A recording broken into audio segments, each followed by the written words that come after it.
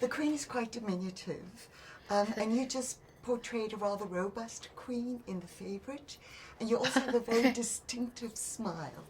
And I think her walk is also very different. So talk about getting the Queen. This current Queen. Yes. So talk about getting those three aspects of physicality. I think I have very well. I think I'm not doing an impression, and I'm not very good at changing. I don't really know. Sorry, I'm probably the worst one to be answering this. Obviously, Queen Anne was a bigger woman, and so I had lots of fun working towards that. You had to eat a ton. Had to eat a lot of food. Yeah. And quite shockingly, it went on very easily. It's much harder to come the other direction. Then you're on a mega diet. Yes, for to this finish one. But so that is sort of part of an actor's job, I suppose, to try and then I should be better at trying to change other bits, but I'm just not very good at it. And I think you change more than you give credit for. I think maybe. Well, yeah. we're so lucky. We have hair and makeup and wardrobe, and they do an extraordinary job. So they've done 3/4 of your job before you even open your mouth. They've made you look like that person. And then we've got the trainer. Am I allowed to interrupt? Yes, please do. Like Polly, our body language person, Yes. who really gave us a lesson. Little things, like she said, put your shoulders back. You've got to walk into a room, you've got to own it. And that was an interesting thing that the Queen Mum said to Elizabeth very early on, said, stop walking into a room.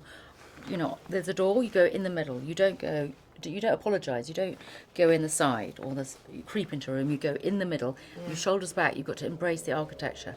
And it's true, even the sets, which obviously they're just cardboard, but they're the exact same proportions as a real. They're big and impressive. And they're big, and she says you've got to fill that shoulders back and fill the architecture. You can't walk around like this. You're going to embrace the space. Own the room. And go slower. Really slow, which is both of us. So you might have spotted, we talk really quite quickly, and we're just sort of like a bit like, but we had to slow down, and that was Ben Karen said, "Oh, I'm going to have to." Who inherited us?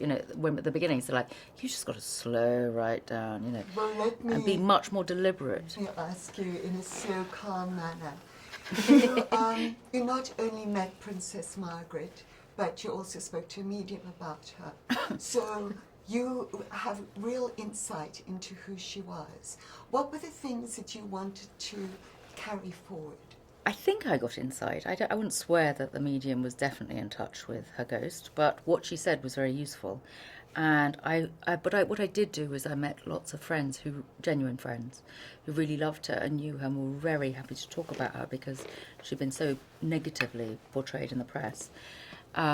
So I think what I wanted to do was try and get beyond the facade and try and work out the main character's colours. And I think the thing with Margaret, and that was what the gift of her, is that there's so many different colours to play and so many contradictions. So as soon as you go like, oh, she's a rebel, but she's not only a rebel, she's very conservative.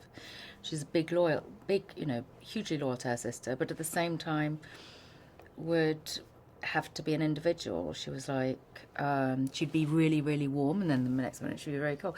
So it's just like she would be constantly changeable.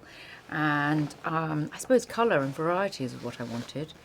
And I think she didn't behave sometimes well. She wasn't a people pleaser. She was absolutely could not but be herself, which is not necessarily a great combination when you have to be that public all the time. Was that something you both Sorry, learned? that's our Italian, Margaret. Oh, sorry. Oh, I'm sorry. Sorry. Thank